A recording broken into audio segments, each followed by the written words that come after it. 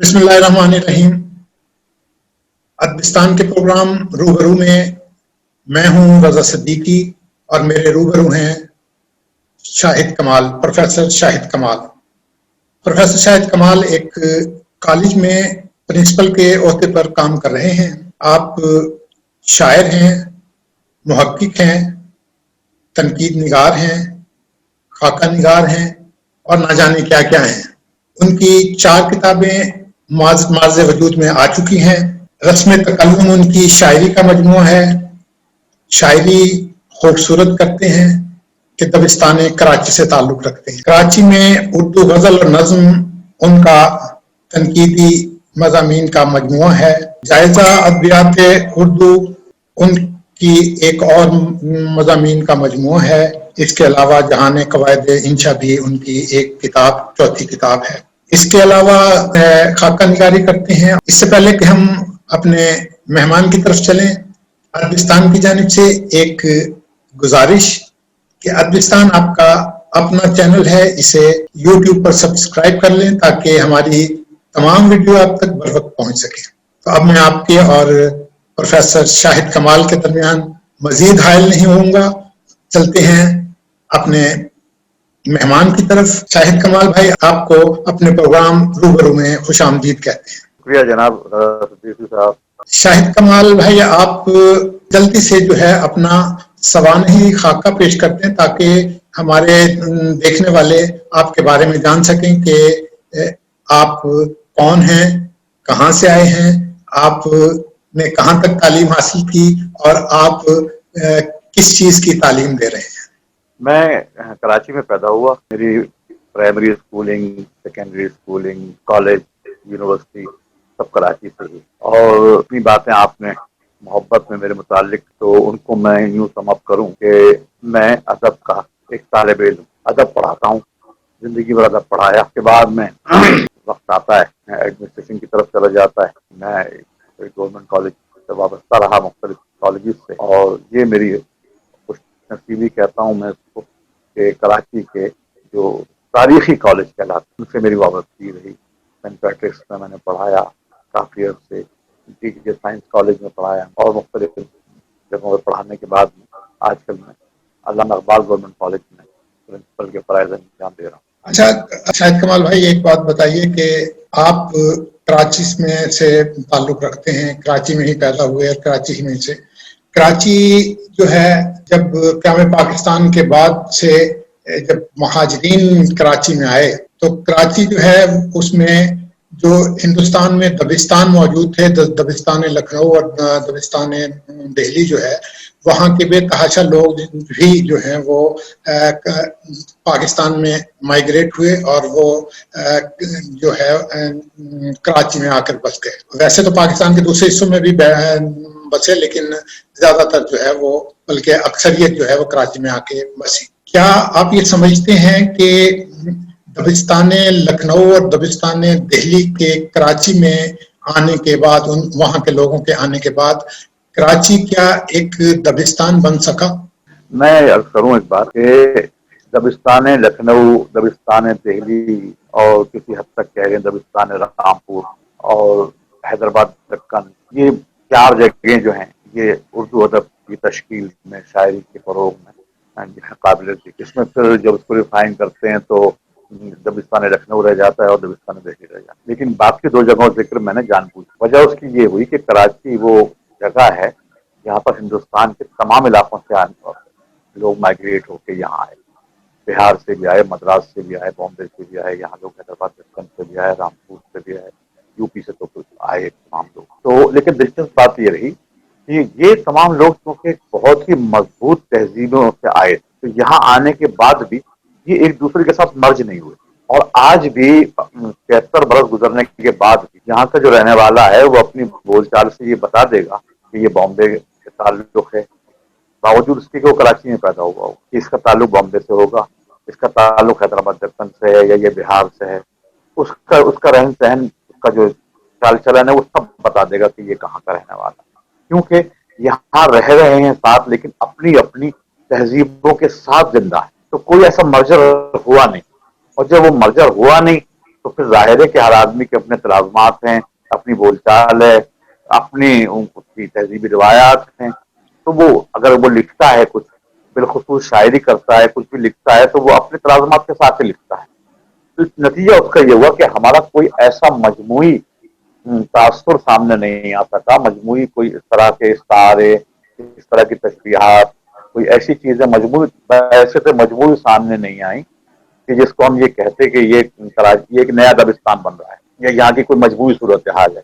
ہاں یہ تو ہوا کہ یہاں کے لوگوں نے جو یہاں کی صورتحال تھی اس کے مخصوص باتوں کو اپنے یہاں شاعری میں رقم کیا، جس کا میری کتاب کراچی میں اردو غزل اور نظم ہے اس میں موجود ہے.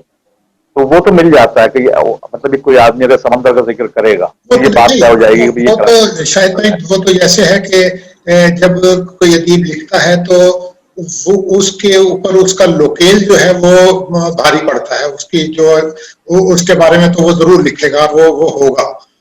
اب مسئلہ صرف یہ ہے کہ مجھے یہ والا سوال اس لیے کرنا پڑا کہ کچھ عرصہ پہلے افتخار عارف صاحب اور نصیر ترابی صاحب کے درمیان ایک چینل کے اوپر خاصی بحث چلی کہ کراچی والوں کو شعر کہنا نہیں آتا، زیادہ تر پنجاب کے لوگوں نے، یا اس طرح کا کوئی مسئلہ اٹھا تھا.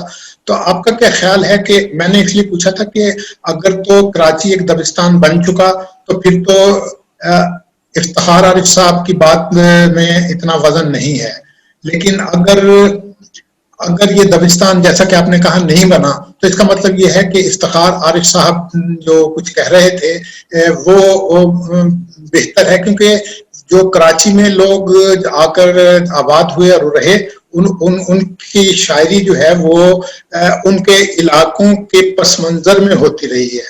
اور بڑے بڑے شاعر جن کے آپ نے اپنی کتاب جو ہے کراچی میں اردو غزل اور نظم، اس میں بہت سارے بڑے شاعروں کا بھی ذکر کیا جو دوسرے علاقوں سے کراچی میں آ کر آباد ہو گئے. اس لحاظ سے وہ کراچی کا لب و لہجہ تو انہوں نے نہیں اپنایا، لیکن اپنے لب و لہجے کے لحاظ سے وہ بڑے شاعر کہلائے. تو اگر افتخار عارف صاحب نے ایک بات کہی تھی تو اس پہ نصیر ترابی صاحب کس حوالے سے سیکھوا ہوئے؟ نہیں، نصیر ترابی صاحب کے سیکھوا ہونے کی کوئی وجہ نہیں تھی. نہ افتخار صاحب نے کوئی ایسی بات کی تھی، نہ میں اس جھگڑے میں پڑھنا چاہتا ہوں. لیکن مجھے یہ بات معلوم ہے، میں دونوں آدمیوں کی باتیں میں نے سنی اور میں اس نتیجے پہ پہنچا کہ نصیر ترابی کی کچھ اپنی فرسٹریشنز ہیں جو انہوں نے نکال دی، اور انہوں نے جتنے بھی اعتراضات کیے اور جتنے بھی دلائل دیے وہ ان میں سے ایک بھی اس قابل نہیں ہے کہ اس پر مزید گفتگو کی جائے. صحیح، بس ان کا دل چاہ رہا تو انہوں نے کر دیا. اب وہ افتخار عارف صاحب بھی میرے بزرگ ہیں، نصیر ترابی صاحب بھی ہمارے بزرگ ہیں. مجھے بھی اس میں ایسے ہی ہے کیونکہ میرا بھی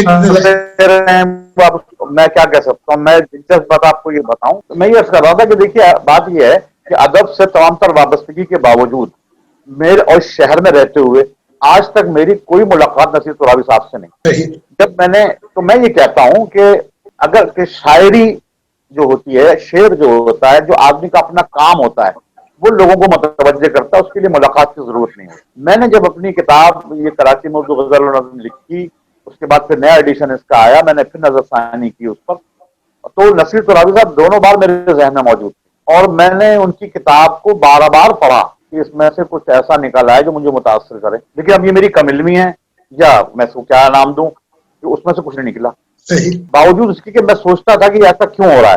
لیکن حقیقت یہی رہی، مجھے تسلیم کرنا پڑا کہ بھائی اس میں کچھ نہیں ہے. افتخار صاحب کی شاعری میں آپ کو درجنوں شعر سنا سکتا ہوں، اور میرے خیال میں اگر میں آپ سے کہوں تو آپ بھی سنا دیں گے. لیکن اگر میں آپ سے کہوں لیکن نصیر ترابی صاحب کے 4 شعر سنائیے تو آپ کو بھی یاد نہیں ہوں گے. تو بھائی عقل کس بات کی ہے؟ کام بولتا ہے، کام زندہ رہتا ہے، ملازمتیں زندہ نہیں رہتی، نہ ملازمتوں کے بل پہ کوئی آدمی زندہ رہتا ہے. آپ نے جو کام کیا ہوگا وہ ٹھہر جائیں گے، میں نے کیا میں ٹھہر جاؤں گا. تو ٹھیک ہے، وہ بزرگ آدمی ہیں، ان کو کسی بات پہ کہ ہو گئی، غصہ آ گیا، اس میں کیا کہہ سکتا کوئی آدمی. ہاں یہ ضرور میں ایک بات کی میں گواہی کی ضرورت نہیں، سب کو پتا ہے کہ افتخار عارف صاحب اور نصیر ترابی کے مابین کچھ نہیں ہوا. نصیر ترابی صاحب نے جو بھی کیا ہے وہ تنہا کیا ہے. ہاں ان کی طرف سے کچھ نہیں ہوا. सही सही सही। तो ये बहरहाल ये हमारा मसला नहीं है, क्या कर सकते अच्छा हैं ये इसका। बताइए, अच्छा चले हम अब अपने असल मुद्दे की तरफ आते हैं कि आपकी जो है अंजुमन तरक्की पसंद मुसन्निफीन से एक तवील वाबस्तगी है। अच्छा ये जो अंजुमन तरक्की पसंद मुसन्निफीन है और जो तरक्की पसंद तहरीक है, इसमें आप क्या समझते हैं, कोई मुवासलत है? नहीं, मैं आपको बताऊं, इसमें एक बात क्लियर कर दूं कि जिसे तरक्की पसंद तहरीक कहते हैं आप, वो अंजुमन तरक्की पसंद मुसन्निफीन से ही आई। एक इदारा कायम हुआ था, एक अंजुमन कायम हुई थी 1934 में, जिसका नाम रखा गया था अंजुमन तरक्की पसंद मुसन्निफीन। उसमें लोग शामिल होते गए, उसके तहत जो है अदब लिखा गया, और वो अदब इतना मजबूत था कि उसने एक तहरीक की शक्ल इख्तियार कर दी। तो अंजुमन तरक्की पसंद, ये जो तरक्की पसंद तहरीक है, ये अंजुमन तरक्की पसंद मुसन्निफीन का ही एक मतलब कारकर्दगी है उसकी, ये वहीं से आई है। तो क्या इसमें तरक्की पसंदी थी? नहीं, बिल्कुल थी, बिल्कुल थी। और आज जो आप शायरी का जो रंग ढंग देख रहे हैं, आज शायरी में जो भी मामला देख रहे हैं, जहां आपकी शायरी खड़ी हुई है, जो दुनिया में इतनी अच्छी शायरी, इतनी अच्छी आपकी उर्दू में यहाँ होती है, जो लोग तरक्की पसंद तहरीक के ज़ेरे असर जिन्होंने शायरी की, उतनी अच्छी शायरी दुनिया में उस तहरीक के बाद कहीं नहीं हुई। आप देखिए, आप जितने बड़े नाम लेंगे सब अंजुमन तरक्की पसंद मुसन्निफीन से आए, जितने बड़े नाम लेंगे आप, फैज साहब, अली सरदार जाफरी, कैफी आजमी, मजरू सुल्तानपुरी, अहमद अदीम कासमी, संजय साहब, जोश साहब, खुद तमाम लोग वहीं से आए। ये जो अच्छा, दूसरी बात मुकम्मल, जी जी, दूसरी बात सब लोग वहीं से आए। और इसको अब एक और तरह देखिए आप कि ये जो जमाना है, जिस जमाने में ये इसका क़याम अमल में आता है, उस जमाने में जो 4 बड़े शोरा थे जी, मतलब जो मासेस में जाने जा रहे थे और आज भी जाने जाते हैं, उनमें जिगर साहब, असगर गोंडवी, हसरत मोहानी, फानी बदायूनी, जी जी, ये 4 बड़े नाम थे। और हसरत को इसमें से निकाल दीजिए, बाकी तीनों आदमी एक ही अंदाज़े फिक्र था और एक ही तरह का अंदाज़े बयान। हसरत जो थे वो चूंकि कुछ मुख्तलिफ आदमी थे, सियासी मिजाज भी था उनका उस तरफ, चले तो उनकी शायरी को उससे हटा दीजिए, तो 3 आदमी जो हैं हमारे यहाँ, ये वही गुलो बुलबुल, आशियाना, बिजली, कफस, ये मखसूस इस्तारों में शायरी कर रहे थे। और ये जो शायरी थी पूरी, इस शायरी की जो बुनियाद थी वो फ्रस्ट्रेशन पे थी। और वो फ्रस्ट्रेशन क्या थी कि जो आपका गुलामी का जमाना था वो तकरीबन 80 बरस हो चुके थे। सही। तो 80 बरस तक अगर कोई कौम गुलाम रहे और गुलामी से आजादी की जद्दोजहद करती रहे, तो ये बहुत बड़ा अरसा होता है। इस अरसे में कितनी बार वो मायूस होती है, फिर उठ खड़ी होती है, फिर मायूस होती है, फिर हौसला छोड़ती है। तो नतीजा ये हुआ कि उसके असरात जो थे वो हमारी शायरी पर भी हुए। तो हमारी शायरी में जो कफस है, जो सयाद है, अब आप अंदाजा कर सकते हैं कि कफस, सयाद, बिजली, आशियां, ये सारा गुलामी और हुक्मरानी और जद्दोजहद और ये सारा उसके सितारे, तो इनमें हमारे यहाँ शायरी हो रही थी।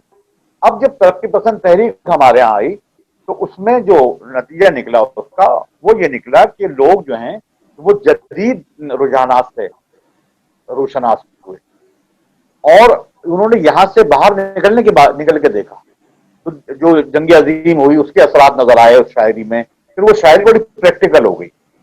इसके अलावा एक और बहुत बड़ा काम जो तरक्की पसंद तहरीक ने किया, वो ये किया कि शायर को दरबार से निकाल लिया। इस तहरीक के आने से पहले पहले जो हमारा शायर था उर्दू का, शायर, अदीब तो कम थे, शायर जितने भी थे वो सब दरबार ढूंढ रहे थे। गालिब भी इतना बड़ा शायर था, लेकिन वो भी दरबार की तलाश में था। सही सही। जब वो खत्म हुआ तो फिर हमारे यहाँ नवाबीन और राजा महाराजा आ गए, तो फिर राजाओं को, नवाबीन के दरबार से मुंसलिक हो गए शोहरा, राजाओं को ढूंढने लगे। तो वो दरबारी फन जो था ना, तो तरक्की पसंद तहरीक का सबसे बड़ा कारनामा मैं जिसको कहता हूँ वो ये है कि उसने शायरों को दरबार से निकाल दिया और उनको अपने पैरों पर खड़ा रहना सिखाया। उसके बाद से हमारे यहाँ जो शायरी का उसलूब है वो तब्दील हुआ, और आज देख लीजिए आप हमारे यहाँ जो जितने बड़े शायर मिलते हैं आपको, वो सब आपके तरक्की पसंद तहरीक की देन है आपके। सही सही। اچھا کچھ عرصے کے بعد احمد ندیم قاسمی جو ہیں وہ ترقی پسند تحریک سے علیحدگی انہوں نے اختیار کر لی تھی، تو اس کی کوئی خاص وجہ تھی؟ یہ ان کی اپنی مرضی ہے، کوئی آدمی نہیں، کبھی کہتے یہ ہیں کہ نہیں، اس کے بارے میں کہا تو یہ جاتا ہے کہ وہ ان کا کہنا یہ تھا کہ جو میں جس طرح کام کرتا ہوں تو جو مجھے حیثیت دی جانی چاہیے وہ جو ان کے دوسرے اراکین تھے جیسے فیض صاحب اور یہ دوسرے کہ انہوں نے مجھے اتنی اہمیت نہیں دی، تو اس لیے جو ہے وہ اس کے بعد وہ اس سے علیحدہ ہو گئے تھے، تو شاید اس قسم کی کوئی بات تھی۔ نہیں، بات یہ ہے کہ جو بات آپ نے کہی بات یہی سننے میں آئی ہے، اسی طرح کے ان کے انٹرویوز میں بھی ملتا ہے، اس طرح کے معاملات ہیں، لیکن میں اس پہ جو کوئی گفتگو نہیں کرنا چاہتا تھا اس لیے کہ جب ہم اس پہ گفتگو کریں گے تو ایک تقابل کی صورت بن جائے گی، صحیح، ایک تقابل کی صورت بن جائے گی جس کا میں قائل نہیں ہوں۔ اچھا، پھر اس میں بہت جیسے کہتے ہیں بہت سارے پردہ نشینوں کے نام آ جائیں گے، بہت ساری چیزیں آ جائیں گی۔ یہ آپ تقابل کریں گے نا، میں میرے کہنے پہ کر رہے ہیں نا، تو آپ کا نہیں کر رہے، خود تو نہیں۔ اب دیکھیے نا، دیکھیے بات ترقی پسند تحریک میں جو قربانیاں جی فیض صاحب کی، جو قربانیاں فیض صاحب کی ہیں، جو حسرت نوانی کی ہیں، جی جو مولانا آزاد سبحانی کی ہیں، جو سجاد ظہیر کی ہیں، اگر ان قربانیوں کے پس منظر میں آپ دیکھیں تو احمد ندیم قاسمی کہیں بھی نظر نہیں آئیں گے۔ صحیح، تو ظاہر ہے کہ اگر دیکھیں کوئی کرائٹیریا تو ہوتا ہے نا کسی چیز کا، تو اگر ترقی پسند تحریک کے لوگ، انجمن ترقی پسند مصنفین کے لوگ فیض کو اہمیت دے رہے تھے تو وہ تو بیچارہ پنڈی سازش کیس میں گرفتار ہو کے آ رہا تھا، اس نے قید و بند کی سہولتیں اٹھائی تھیں، علی سردار جعفری کا بھی یہی حال تھا، جعفری کا بھی یہی حال تھا۔ اچھا، جو اس قسم کی جو ہسٹری ہوتی ہے نا مجھے تھوڑی سی کنفیوز اس لیے کر دیتی ہے کہ قاسمی صاحب کا جو پہلا افسانہ ارمان تھا وہ غالباً جب چھپا تھا تو ابھی تو ترقی پسند تحریک شروع ہی ہوئی تھی، تو اس وقت تو ان کی عمر بھی اتنی نہیں تھی کہ اگر ہم ان کی جدوجہد کا یہ کہیں کہ وہ اس میں کوئی اتنا لمبا چوڑا ان کا کنٹریبیوشن ہے۔ میں وہی عرض کر رہا ہوں نا، یہی میں عرض کر رہا ہوں کہ دو چیزیں ہوتی ہیں کسی بھی تحریک میں، جو انجمن جو ہے وہ بھی ایک ادارہ ہے نا، تو ادارے میں دو طرح کے لوگ ہوتے ہیں، ایک تو وہ ہوتے ہیں جو خالصتاً تخلیقی ہوتے ہیں اور ایک ٹیکنوکریٹس ہوتے ہیں۔ صحیح، بالکل اسی طرح کہ جیسے ہر آدمی ایڈمنسٹریٹر نہیں ہوتا، ایک کھلاڑی ہے کرکٹ کا، ہاکی کا، وہ بہت اچھا کھلاڑی ہو سکتا ہے لیکن کوچ نہیں ہو سکتا وہ بہت اچھا۔ تو ظاہر ہے کہ جو آفس بیررز ہوتے ہیں، جو لوگ ہوتے ہیں، جو عہدیدار ہوتے ہیں، ان میں یہ صفت بھی پائی جانا ضروری ہوتی ہے کہ وہ کس حد تک چیزوں کو لے کے چلتے ہیں۔ صحیح، صحیح، تو ٹھیک ہے، اب فیض صاحب تھے، دوسرے مجروح سلطان پوری تھے، اور جتنے بھی لوگ ہیں، حضرت نوانی ہیں، جتنے بھی لوگ تھے، جن کو پروفیسر احمد علی صاحب کا نام لے لیجیے، عبدالعلیم صاحب، ڈاکٹر عبدالعلیم کا نام لے لیجیے، رشیدہ جہاں کا نام لے لیجیے، آپ جتنے بھی لوگ ہیں یہ ظاہر ہے انہوں نے بڑی قربانیاں دیں اور انہوں نے بڑا سٹینڈ کیا۔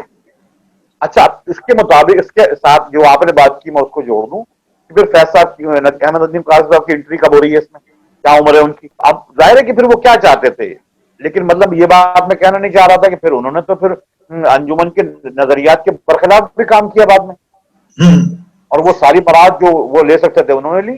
اچھا، شاہد کمال بھائی ایک بات بتائیے کہ ترقی پسند تحریک جو تھی وہ اس کے جو خیالات تھے ادب کی تخلیق کے بارے میں، جنہیں برصغیر کے بعد میں مختلف ادبا نے جب ظاہر ہے کہ تحریک ہے تو اس کی جو خیالات تھے وہ اڈاپٹ کیے، تو کیا ترقی پسند یہ جو آپ کی جس کے ساتھ آپ کی وابستگی ہے، ترقی پسند مصنفین کی جو جماعت ہے، یہ انجمن ہے، کیا یہ بھی اسی قسم کے خیالات کو فروغ دینے کے لیے دوسروں کو راغب کرتی ہے یا اس کے اپنے کوئی وہ ہیں نہیں، رجحانات؟ میرا تعلق جو ہے انجمن ترقی پسند مصنفین سے وہ خالصتاً ادب کی بنیاد پر ہے۔ صحیح، بس، اور ظاہر ہے کہ جو ادب اس کے تحت لکھا جا رہا ہے، ٹھیک ہے، اس کا ایک اپنا ایک اسٹائل ہے، ایک اپنا اسلوب ہے، تو ٹھیک ہے، جو آدمی اس سے متفق ہوگا وہ انہی تلازمات کو استعمال کرے گا اپنے۔ صحیح، صحیح، صحیح۔ اور یہ بتائیے کہ فطری طور پر جو ترقی پسند خیالات کے رجحان کے حامل ہیں وہ وہ جو کچھ اس کے تحت ہی آپ کسی ادبی فن پارے کو فن پارا سمجھتے ہیں، یا جو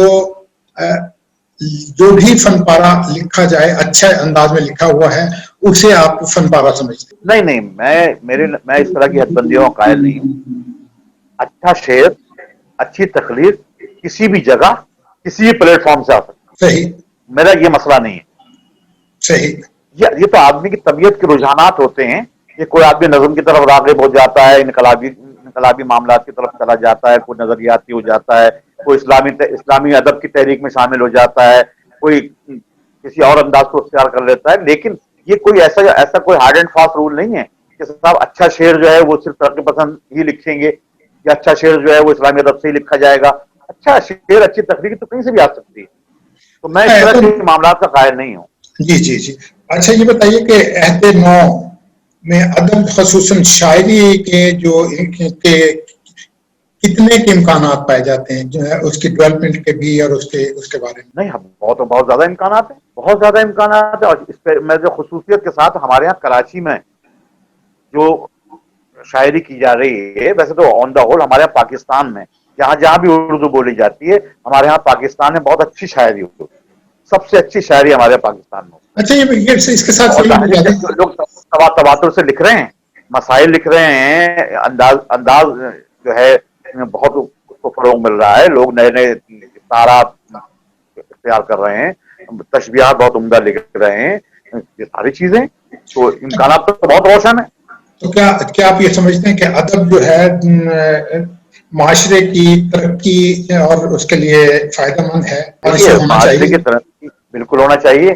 دیکھیے بات یہ ہے کہ اب یہاں میں اپنے تدریس کے شعبے کے حوالے سے ذرا سا اس پہ ایک شیڈ ڈالتا ہوں کہ ہمارا اسٹوڈنٹ جو ہے یا ہمارے معاشرے کا عام آدمی وہ یہ کہتا ہے کہ میں ادب کیوں پڑھوں. صحیح. ایک اسٹوڈنٹ ہے سائنس کا، وہ کہتا ہے کہ مجھے تو ڈاکٹر بننا ہے، انجینئر بننا ہے، میں ادب میرے کس کام کا ہے. ایک وکیل ہے، وہ کہتا ہے میں وکیل ہوں، مجھے کیا تعلق، میرا کس کام کا ادب.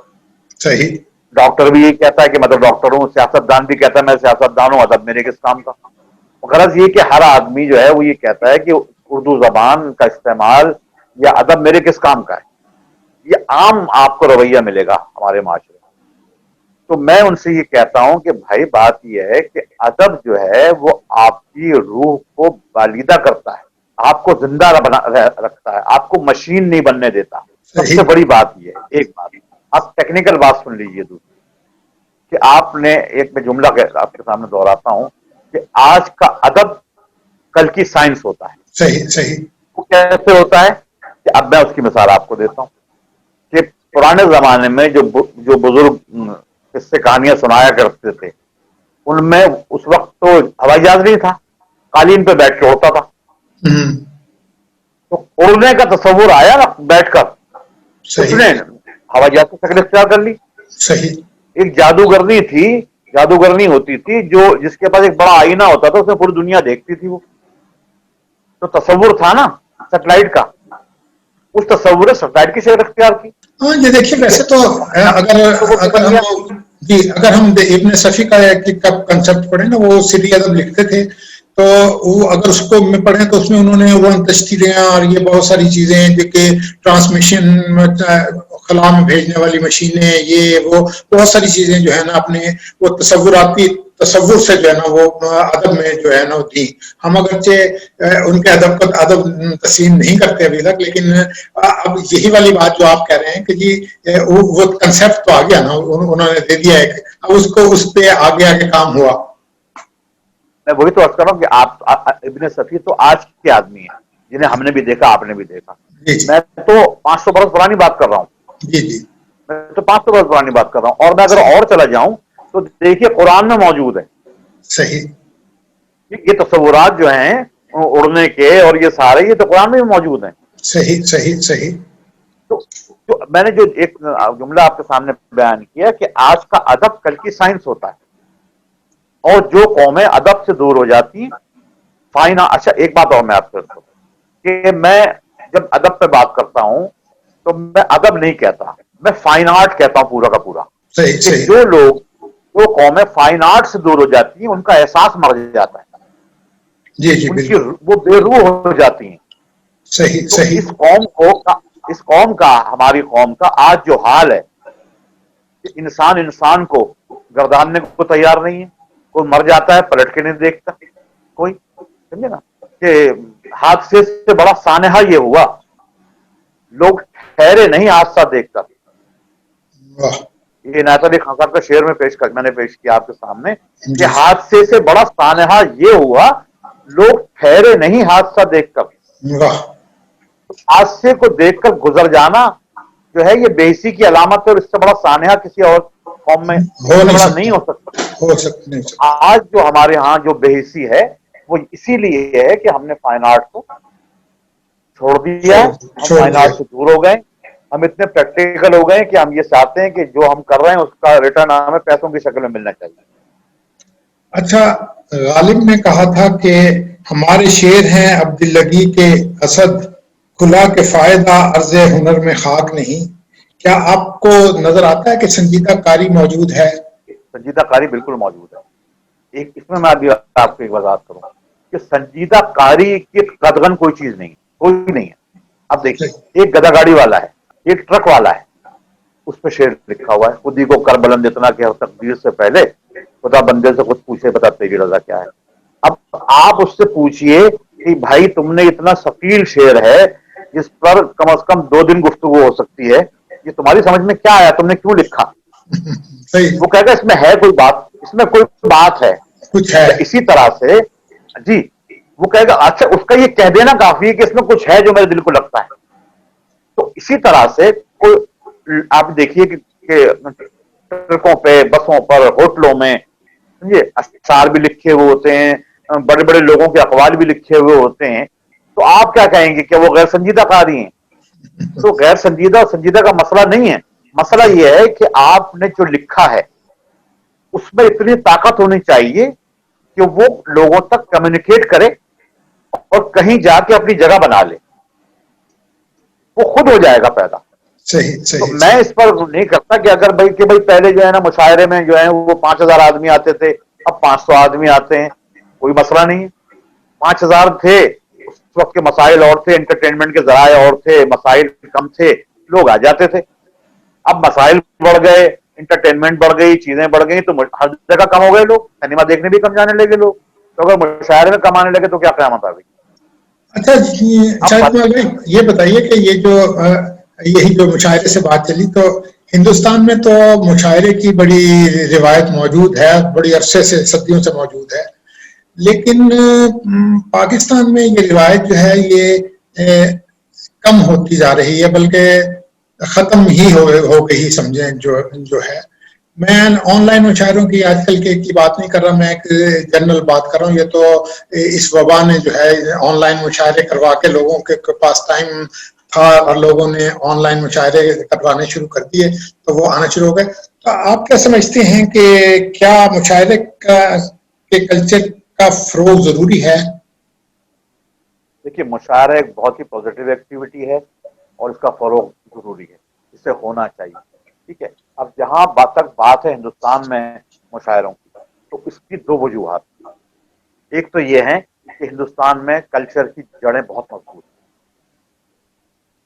یہ اس کو مانتے نہیں ہیں لوگ, لیکن یہ میں بالکل آپ کے سامنے کہہ رہا ہوں کہ ہندوستان میں ہر طرح کے موسیقی کا کلچر ہو, مطلب فائن آرٹ کا جتنا بھی کلچر ہے اس کی جڑیں ہندوستان میں بہت مضبوط ہیں. پہلی بات. دوسری بات یہ کہ اردو زبان اور مذہب ہندوستانی مسلمان کی بقا کے مسائل ہیں. تو آپ اس نام پہ وہ جہاں بھی آپ ان کو اکٹھا کر لیں وہ ہو جائیں گے. صحیح. یہ 2 مسئلے ہیں ان کے. اچھا یہاں جو ہے ہمارے یہاں, جی جی یہ بتائیے کہ ہمارے ہاں جو ہے ایک آزاد ملک میں آنے کے بعد میں جی جی ہمارے ہاں یہ بقا کے مسائل نہیں رہے. صحیح ہماری صحیح. بقا کے لیے اردو کی جگہ ہماری بقا کا مسئلہ نہیں ہے, سمجھے نا جی. ہاں یہ تو ہے. مذہب کی جگہ ہماری بقا کا مسئلہ نہیں ہے. اللہ کا شکر ہے کہ ہم آزاد ملک میں رہتے ہیں, ایک زبان بھی ہماری اپنی ہے اور مذہب کا مسئلہ بھی ہمارے ساتھ نہیں ہے. لیکن ہندوستانی مسلمان, اچھا میں بار بار زور دے رہا ہوں ہندوستانی مسلمان, وہ میں جی اس جی لیے کہہ رہا ہوں کہ یہ بات آپ بھی جانتے ہیں, میں بھی جانتا ہوں, اور وہاں کے رہنے والے بھی جانتے بتاتے ہیں کہ اردو ایک تو ہندوستان میں ویسے نہیں پڑھی جاتی. آپ یونیورسٹیوں میں جا کے دیکھیے, میرا جانا آنا رہا ہے, میں دیکھتا ہوں, میرے ایک اسٹڈی میں چیزیں ہیں, وہاں پر اردو کی تعلیم بہت کم دی جاتی ہے. صحیح مسلمان بھی اردو نہیں پڑھتے, صحیح مسلمان بھی اردو نہیں پڑھتے. صحیح. اچھا, تو اردو کا مسئلہ کیا؟ اردو مسلمانوں کا مسئلہ ہے, ہندوؤں کا مسئلہ تو ویسے ہی نہیں ہے اردو. آپ دیکھیے ایک ذرا, اگر آپ ایک شعرا کی فہرست بنائیے, شاعروں, ہندوستانی شاعروں کی فہرست بنائیے, تو اس میں ہندو شاعروں کی جو نمائندگی ہے وہ اتنی ہی ہوگی جتنی ہندوستانی کرکٹ ٹیم میں مسلمان کھلاڑیوں کی ہوتی ہے. صحیح صحیح. اس لیے کہ بس ٹھیک ہے, اور اس میں میرے خیال کوئی بری بات بھی نہیں ہے. صحیح. اچھا یہ بتائیے کہ یہ جو ادبی تخلیق کے لیے زبان پر گفٹ کی کیا حیثیت ہے؟ کیا دیکھیے, زبان تو بنیادی میڈیم ہے نا. نہیں, وہ اگر ہے, آپ کو زبان, لیکن کیا اگر زبانیں نہیں آئے گی آپ کو, اگر آپ کو زبان ہی نہیں آئے گی تو کیا کریں گے پھر آپ؟ اب دیکھیے, نہیں, میں آپ سے عرض کرتا ہوں. اس میں ایک اور چیز کہنا چاہ رہا تھا کہ ایک چیز ہوتی ہے کہ ایک سجا مکفہ قسم کی زبان جو ہے اس میں ہم نے ایک تخلیق کی, اور ایک یہ ہے کہ عام فہم زبان میں ہم نے ایک چیز کو پیش کر دیا. تو کیا جو عام فہم زبان میں جو بات کہی گئی ہے کیا وہ تخلیق نہیں ہوگی؟ دیکھیے, میں آپ کو وہیں اسی طرف آ رہا ہوں کہ دیکھیے, زبان پر گرفت بہت ضروری ہے. شاعر کو اگر زبان کا, لفظوں کا صحیح استعمال نہیں آتا تو خیال کتنا ہی بڑا ہو وہ ڈوب جائے گا. جی. اور اس بات کا تیرا جو ہے وہ جاتا ہے میر صاحب کے ساتھ. صحیح.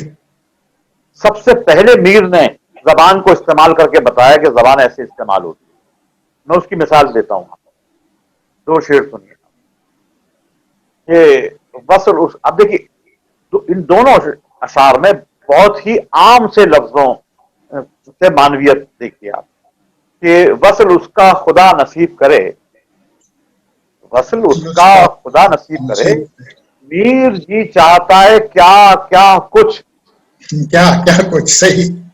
ہاں, اب دیکھیے کیا کیا کیا اور کچھ کتنے عام سے الفاظ ہیں جو آپ کو بظاہر بے معنی سے لگتے ہیں, لیکن ان لفظوں کے استعمال نے اس شعر میں تہ در تہ معنویت کا سلسلہ شروع کر دیا.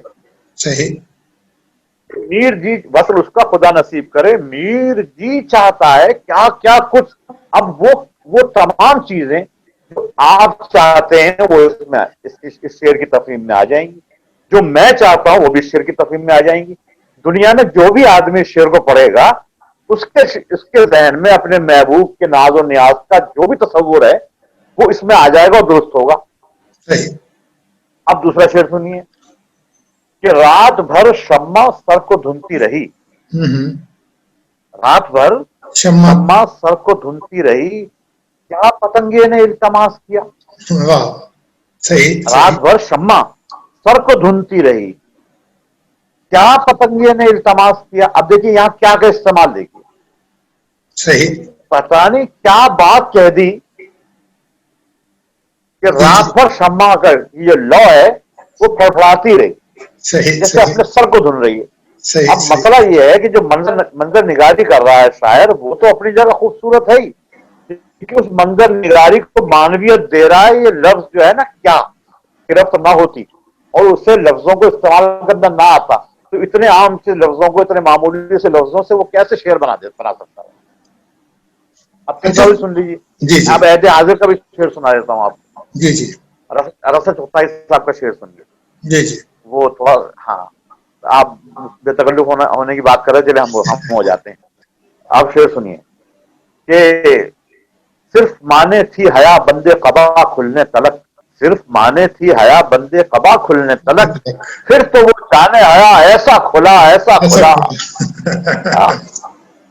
یہ ہے لفظوں کا استعمال, لفظوں کا استعمال. اور صحیح زبان پر صحیح گرفت ضروری نہیں ہے کہ آپ بہت ثقیل لفظ استعمال کریں, بہت مقفع مسجع بہت مفرس اور بہت ہی معرب قسم کی زبان استعمال کریں, نہیں, کوئی ضروری نہیں ہے.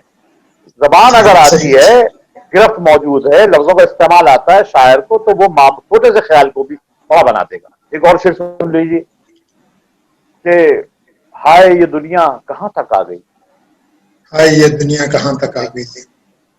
آسان سے شعر سنا رہا ہوں آپ کو میں، بالکل کوئی جی نامعلوم جی لفظ نہیں ہے. جی اور جی دیکھیے دنیا کا مفہوم اس نے کہاں پہنچا دیا جی جی. کہ ہائے یہ دنیا کہاں تک آ گئی، ان کے میرے درمیان تک آ گئی.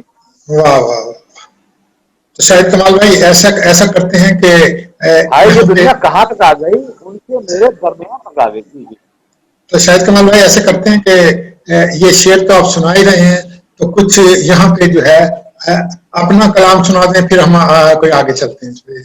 میں اس میں ایک بات عرض کر دوں کہ میرا ایک اصول ہے کہ جب بہت اچھے شعر سنا رہے ہوں آپ دوسروں کے، تو پھر یا تو اس سے اچھا شعر سنائیے اپنا، نہیں ورنہ پھر دیکھیے، کچھ اور باتیں کیجیے. نہیں بات ایسے ہے کہ یہ تھوڑی سی یہ جو ہماری خشک سی گفتگو ہے، اس کو توڑنے کے لیے ضروری ہے کہ آپ کی جو شاعری ہے اس کا بھی مزہ چکھ لیا جائے، تو پھر اس کے نہیں بعد میں ہم. سناؤں گا، میں سناؤں گا آپ کو، اس نشست کے آخر میں سنا دیں گے آپ کو.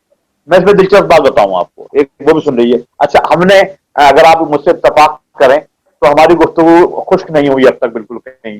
اچھا، اچھا میں ایک چلیے بات کروں، میں ایک بات چلیے کروں جو آپ کو ہم دلچسپ بات سنا. چلیے جو ہم گفتگو کر رہے تھے اسی حوالے سے میں ایک تھوڑا سا انتظار حسین کو بیچ میں لے آتا ہوں. ان کی کتاب ہے علامتوں کا زوال، جس میں وہ لکھتے ہیں کہ پرانی غزل میں علامتوں کی افراد پر غور کیجیے اور آج کی غزل دیکھیے کہ کوئی تلمی اندھیرے میں جگنو کی طرح نظر آ جاتی ہے مگر وہ بھی پورا اجالا نہیں کرتی. کیا علامتوں کے شاعری سے نکل جانے یا کم ہو جانے سے غزل کا رنگ پھیکا پڑ گیا ہے، یا غزل نے نیا عام فہم ابلاغی رویہ اختیار کیا ہے؟ آپ کیا کہتے ہیں؟ نہیں میں عرض کروں میں اس میں عرض کروں آپ سے، یہ جو کلیہ بیان کرنے کی کوشش کی ہے انتظار صاحب نے، میں اس کلیہ سے اتفاق نہیں کرا. جیسے میں نے ابھی آپ سے کہا کہ ہر شاعر کا اپنا اسلوب ہے، اپنا خیال ہے، اپنا اسلوب ہے، ٹھیک ہے، وہ جس طرح سے بات کو کمیونیکیٹ کرنا چاہتا ہے کر دے. اچھا، اب رہی بات تلمیحات کی، تو تلمیحات کا مسئلہ یہ ہے کہ ہمارے ہاں اب تاریخ پڑھنے کا رجحان بہت کم ہو گیا. رواج نہیں ہے. رجحان بہت کم ہو گیا ہے، جی تاریخ نہیں پڑھتے لوگ. صحیح. اول تو بلکہ میں یہ کہوں کہ اب ہمارے یہاں شاعروں میں جو ہے وہ، مطلب یہ کہ میں معذرت کے ساتھ یہ بات کہوں گا کہ ہمارے یہاں شعراء میں یہ تو المیہ ہمارے یہاں ہمیشہ سے رہا ہے کہ یہ ان میں پڑھنے لکھنے کا رجحان ویسے ہی بہت کم رہتا ہے. یہ لکھتے ہیں، پڑھتے نہیں ہیں. صحیح اچھا، صحیح. کیونکہ ان کو معلوم ہے کہ ان کو مرزا غالب کہہ گئے ہیں کہ آتے ہیں عرش سے یہ مضامین خیال میں. تو جب میرا ایمان بن جائے کہ سب مجھے تو عرش سے خیالات آ رہے ہیں، تب مجھے پڑھنے کی کیا ضرورت ہے. تو اچھا، اس کے علاوہ بھی ہر عہد میں دیکھیے آپ کہ تلمیحات کا استعمال بہت کم لوگوں کے یہاں ہوا ہے، رجحان کا. تو وجہ اس کی یہی ہے کہ تلمیحات جو ہے وہ صرف وہی آدمی استعمال کر سکتا ہے جس کی تاریخ پر بڑی گہری نگاہ. اور ہمارے یہاں جدید عہد میں آپ کے لیے سامنے دو نام لوں گا. ایک پروفیسر انور خالد نظم نگار تھے ہمارے یہاں، بہت بڑے نظم نگار تھے. ان کے یہاں تلمیح کا بہترین استعمال ملتا ہے صحیح. کیونکہ وہ بہت تاریخ جانتے تھے، بہت تاریخ پڑھتے تھے. اچھا، اور دوسرا ہمارے عہد حاضر میں افتخار عارف صاحب کے تلمیح کا استعمال بہت خوبصورت ہے اور بہت عمدہ استعمال ہے. صحیح صحیح. اس کے علاوہ بھی کہیں ملتا ہے شاذ و نادر، لیکن یہ دو آدمی جو ہیں یہ ایسے ہیں جن کا میں نام لے سکتا ہوں عہد حاضر میں. باقی تو پھر ٹھیک ہے، اگر بہت سارے لوگ ہیں جنہوں نے استعمال کیے، کہیں خال خال ملتی ہے ہمارے یہاں بھی. تو یہ بات انتظار حسین صاحب کی اس حد تک تو درست ہے کہ اب تلمیحات کا استعمال جو ہے وہ کم ہو گیا ہے، خال اور خال. ہونے کی وجہ یہی کہ میں بتا. صحیح صحیح. اچھا شاہد کمال بھائی، ایک بات بتائیے کہ کہتے ہیں کہ فن پارہ وہی زندہ رہتا ہے جس کی جڑیں زمین میں اور تہذیب و ثقافت میں موجود ہیں. آپ کیا اس سے اتفاق کرتے ہیں؟ اور آپ جو شاعری کرتے ہیں یا جو وہ لکھتے ہیں، وہ اس کی جڑیں جو ہیں وہ آپ کے تہذیبی رویے میں، اس میں تہذیبی رویہ آپ کا پایا جاتا ہے جو آپ سے ریلیٹڈ ہے؟ تو ہاں، یہ تو بڑے مزے کی بات آپ نے پوچھ لی. اس پر تو میرا ایک پورا پیپر ہے، لیکچر بھی فیصل آباد یونیورسٹی میں رکھا تھا میرا. جی جی. مجھے تو شکایت ہی ہے کہ ہمارا جو اردو ادب ہے وہ مٹی سے جڑا ہوا نہیں ہے. صحیح. ہمارے ہاں جو تلمیحات ہمارے یہاں ساری ایران توران عرب سے آئی, سمجھے جی, سارے ہمارے تلازمات وہیں سے آتے ہیں. تو ہمارے ادب کی جڑیں اس مٹی میں ہے ہی نہیں. آپ کے یہاں صرف ایک آدمی تھا, دیکھیے ایک آدمی تھا آپ کے یہاں آیا تھا, اس کا نام تھا نذیر اکبر آبادی, جس کی شاعری اس مٹی کی شاعری. صحیح صحیح. امیر خسرو کی جو پہیلیاں قائم کرنیاں ہیں وہ اس مٹی کی شاعری. ان کے یہاں جو کچھ دوہے ملتے ہیں وہ اس مٹی اس تہذیبی وابستگی کے ساتھ ہیں. اس کے علاوہ میر ہوں, غالب ہوں, جس کا چاہے نام لے لیں آپ, کسی کی شاعری اس مٹی سے جڑی ہوئی نہیں. بہت کم لوگ ملیں گے آپ کو, بہت کم لوگ ملیں گے کہ اچھا نذیر نے جب اس مٹی کی شاعری شروع کی, آپ دیکھیے نذیر کی شاعری میں موسم ہے یہاں کے, تہوار ہیں یہاں کے, کھانے ہیں یہاں کے, جو بھی کچھ اس کے یہاں مضامین ہیں, رویے بھی یہیں کے ہیں, موسم بھی یہیں کے ہیں, ہر چیز اس کے یہاں پائی جاتی ہے آپ. لیکن جناب نہیں, اچھا ذخیرہ الفاظ بہت ہے, لیکن نہیں صاحب اس کو کیا کہا, اس کو تو فارسی نہیں آتی, یہ جو ہے یہ تو عوامی شاعر ہے, اس کی تو زبان ٹھیک نہیں ہے, یہ ہے فلاں ہے, اور اس کے پیچھے پڑ گئے. یہاں تو صورتحال یہ ہوئی کہ ناز اتنا ناز رہا اس بات پر کہ صاحب ہمیں فارسی آتی ہے, ہمیں عربی آتی ہے. غالب جو ہے, آپ غالب کو دیکھ لیجئے کہ اس نے ایک آدمی پروڈیوس کر لیا, ملا صمد ایرانی, جس کا تاریخ میں کہیں نام نہیں ملتا, پتہ نہیں کہاں سے. اس نے صرف کہا کہ میں بے استادہ نہ کہلاؤں, تو وہ اپنا استاد بھی ایران سے لایا. پھر اس نے کہا کہ جی مجھے تو اپنی فارسی شاعری پر ناز ہے. صحیح صحیح. ہمارے پھر کچھ لوگ مل گئے, وہ تو اچھا ہو گیا کہ جیسے ہمارے ہاں جدید عہد میں ابن انشا ہیں, اور درمیان میں 2-4 آدمی اور آ جاتے ہیں جن کی شاعری اس مٹی سے جڑی ہوئی ہے, وگرنہ نہیں ہے کہیں بھی. یہ المیہ بتا رہا ہوں میں آپ کو.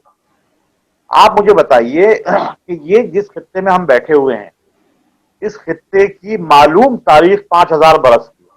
صحیح.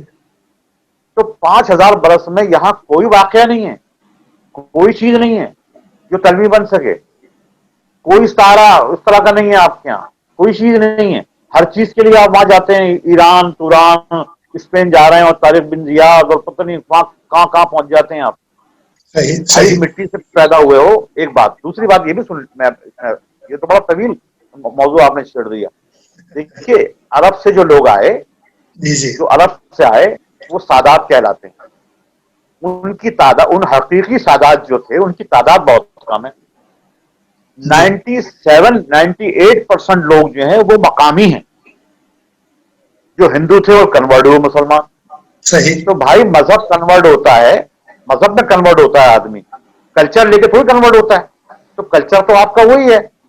تو بھائی آپ کو کیا پریشانی لاحق ہوئی کہ آپ رہنے والے یہاں کے ہو, اور آپ دیکھا دیکھی ان بیچاروں کی, اور وہ اسپین اور ایران اور توران ماچل وہاں پہنچ جاتے ہو.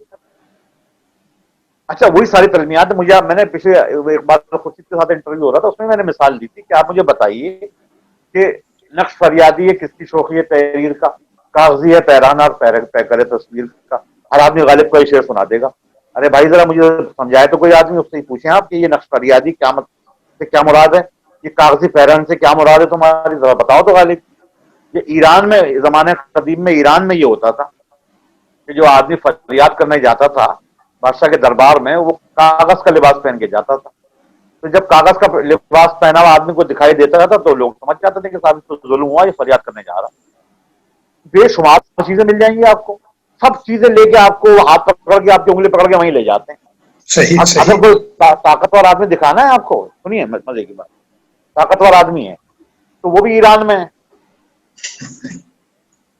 وہ بھی ایران میں ہے.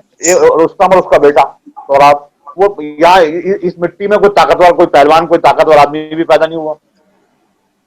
جو بات کریں گے مٹی انگلی پکڑ کے وہیں لے جائیں گے آپ کو.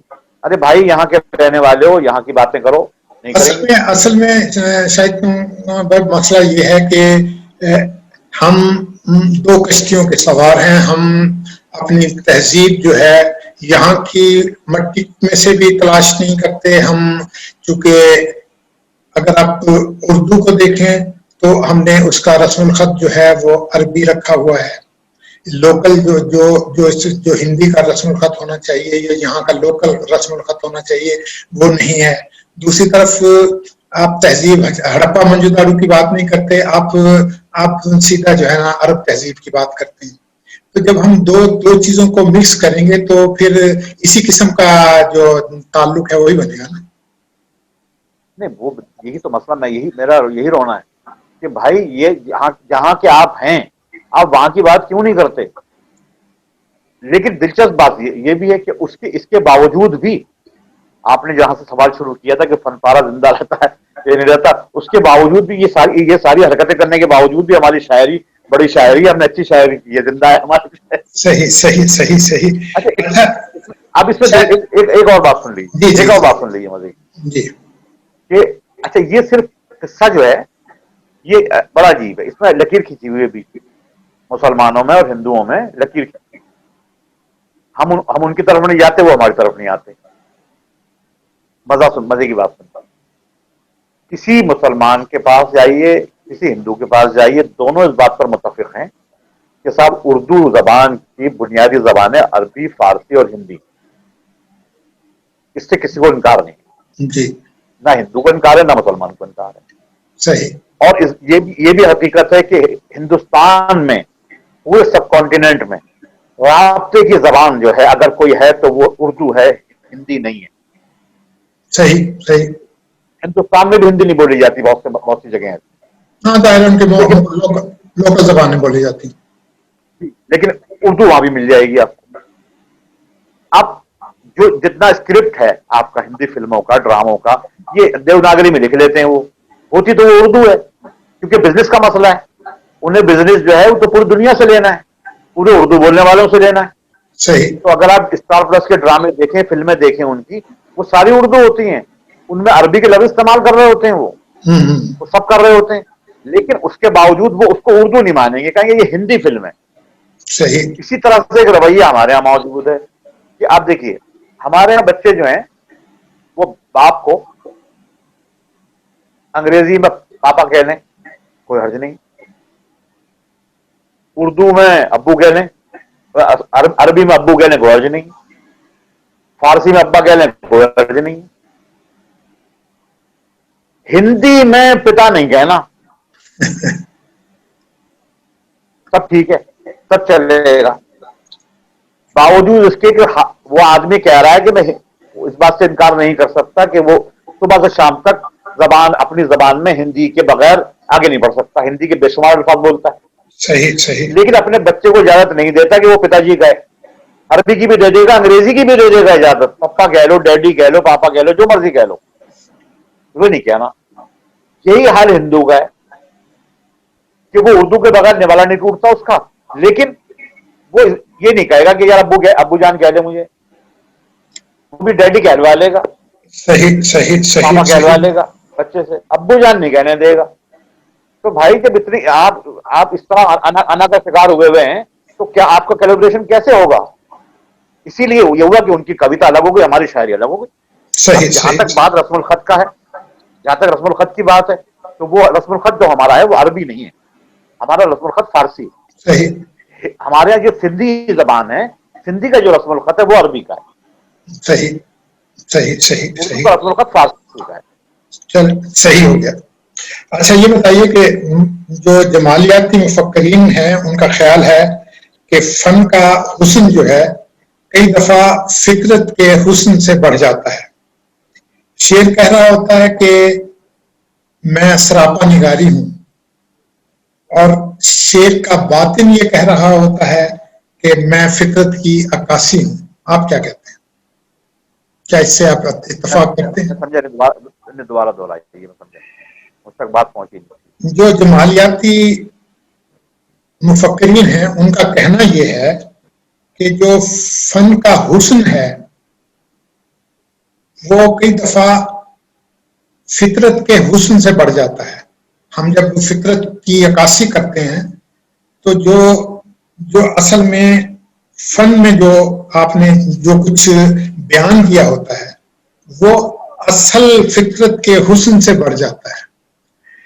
जो शेर का बाहरी हिस्सा है वो ये कह रहा होता है कि मैं सरापा निगारी हूं, जो कुछ ये देखो, ये जो कुछ पिक्चराइज किया है उसने कि ये मैं सरापा निगारी हूं, لیکن اندر کا اس کا جو شیر کا حسن ہے وہ یہ کہہ رہا ہوتا ہے کہ نہیں، یہ فطرت نکالی ہے. آپ کیا کہتے ہیں؟ دو باتیں.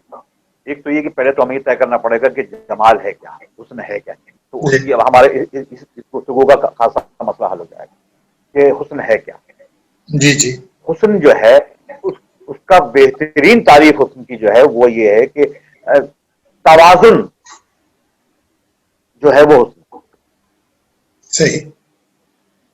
تو یہ دو باتیں آپ نے پیش کی، فطرت اور فن. اگر ان میں توازن ہوگا تو جمالیات خود بخود آ جائے گی. صحیح. اور اگر یہ دونوں چیزیں الگ الگ ہیں تو اس کا مطلب ہے کہ ان میں توازن نہیں ہے. صحیح. اور جب تک یہ دونوں ایک ساتھ نہیں آئیں گی اس وقت تک نہیں ہوگا. اب آپ شعر سنیے. دیکھیے کہ اس میں منظر نگاری بھی ہے، جمالیات بھی ہے، فن بھی ہے اور فطرت بھی ہے. یہ ستارے ہیں موتیے کے پھول، یہ ستارے ہیں موتیے کے پھول، یہ ستارے ہیں موتیے کے پھول، یہ ستارے ہیں موتیے کے پھول جن کی مالا فضا میں ٹوٹ گئی. صحیح صحیح. اب بتائیے مجھے، ہے منظر نگاری، جمالیات ہے، فن ہے، صحیح صحیح فطرت ہے، صحیح. لیکن ہر چیز اپنی جگہ جو ہے ایک تناسب، ایک توازن کے ساتھ موجود ہے. تو جب فطرت کا اور فن کا توازن ہم آہنگ ہوتا ہے تو جمالیات وجود میں آتی. صحیح صحیح. اچھا شاہد کمال بھائی یہ بتائیے کہ آپ تنقید سے کیا مراد لیتے ہیں؟ کیونکہ آپ نے تنقید پر بہت کام کیا ہے.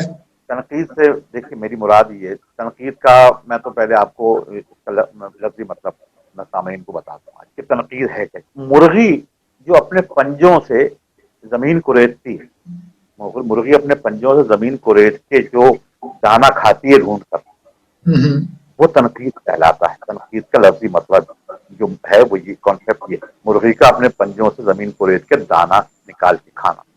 صحیح. اس کا مطلب کیا ہے؟ کام کی چیز نکال لینا. جی، تخلیق میں سے اب اس کو ہم اپلائی کرتے ہیں، اب اس کو ہم اپلائی کرتے ہیں تنقید پر. تنقید یعنی اب لفظ پر اپلائی کرتے ہیں کہ تنقید یعنی نقد برآمد کرنا. صحیح. تنقید یعنی نقد برآمد کرنا.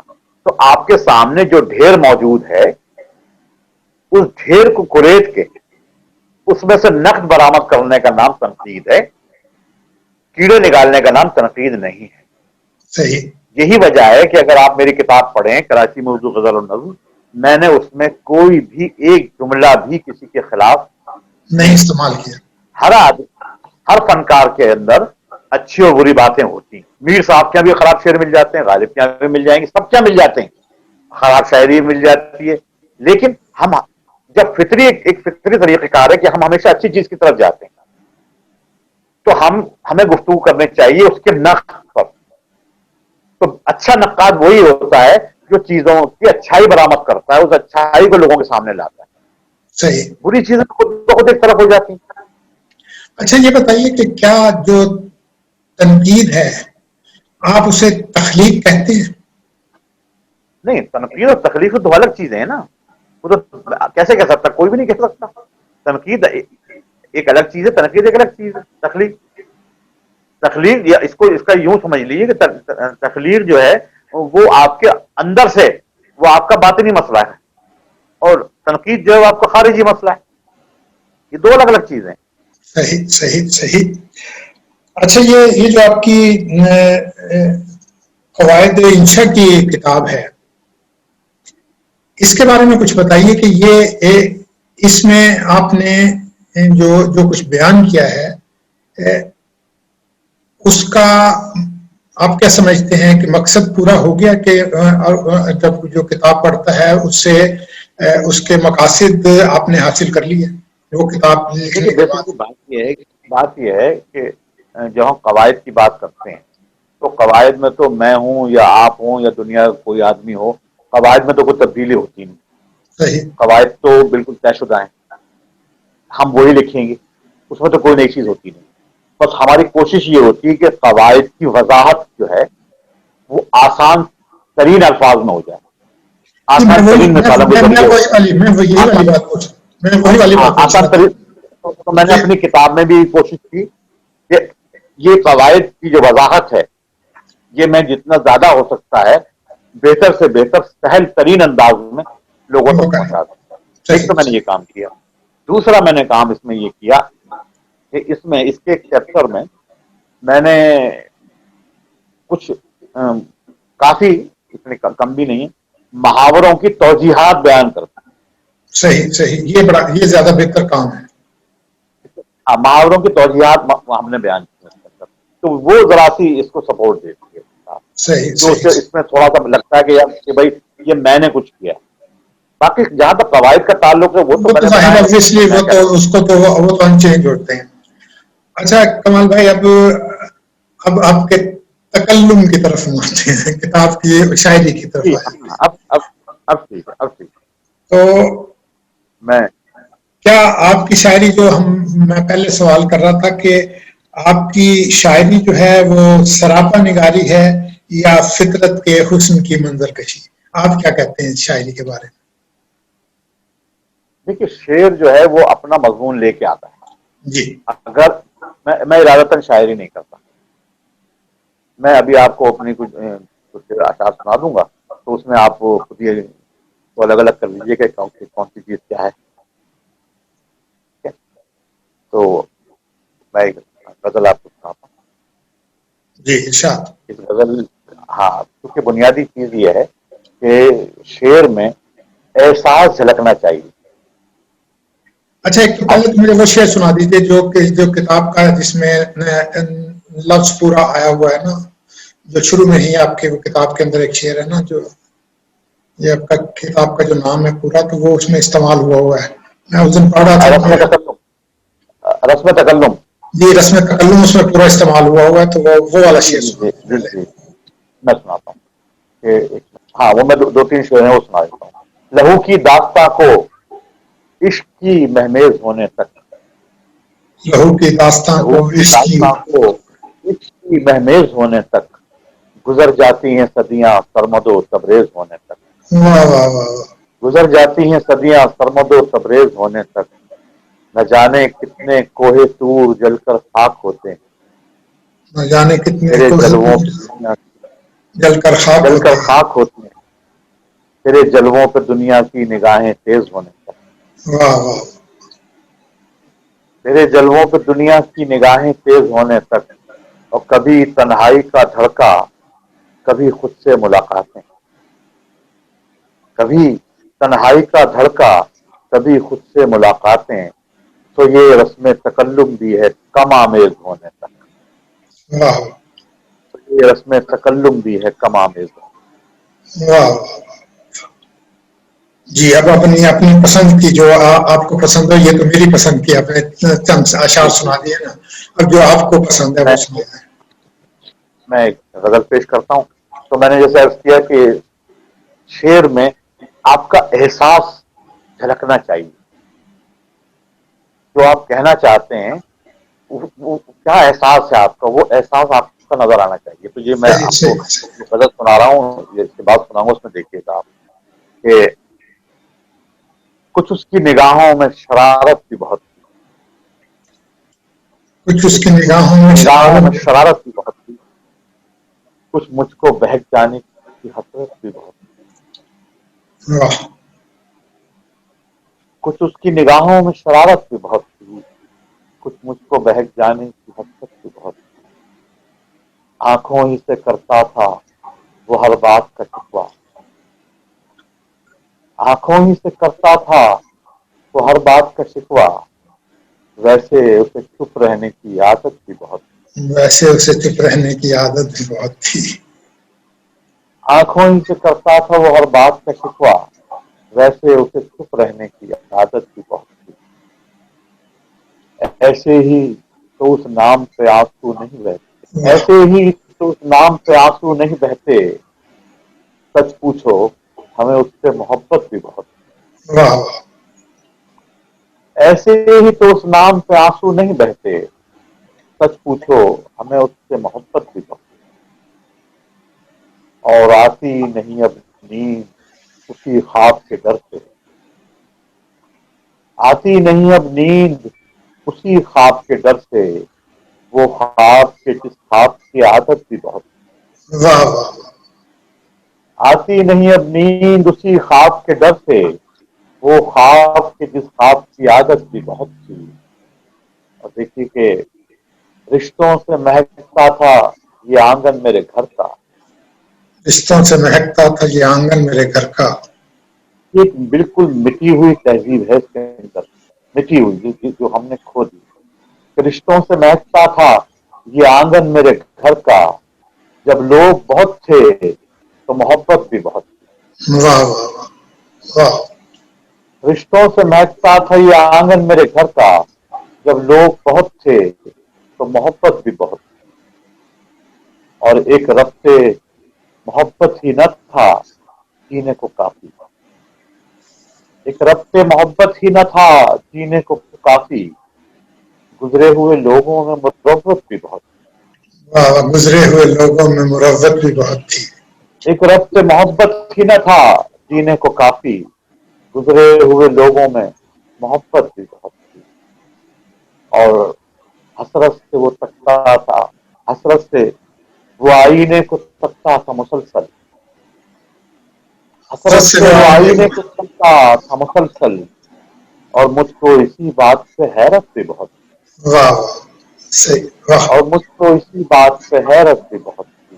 واہ ایسے ہی تو اس نام پہ آنسو نہیں بہتے، سچ پوچھو ہمیں اس سے محبت بھی بہت تھی۔ واہ واہ، ماشاء اللہ، واہ واہ واہ۔ شاہد کمال بھائی، آپ سے گفتگو کی، آپ سے جو ادب کے بارے میں گفتگو ہوئی، اس سے مجھے بھی اور ہمارے دیکھنے والوں کو بھی بہت سیکھنے کو ملا۔ آپ کی شاعری جو سراپا نگاری ہی میں کہوں گا اسے، کیونکہ آپ نے جو کچھ بھی ہے جو آپ کے اندر ہے شاعری کے اور جو باہر ہے اسے یکجا کر کے جو ہے آپ نے لفظوں میں پرو دیا ہے۔ ہم آپ کے شکر گزار ہیں کہ آپ نے ادبستان کے پروگرام روبرو میں شرکت کی۔ ہم آپ کے بہت بہت شکریہ، بہت بہت شکریہ۔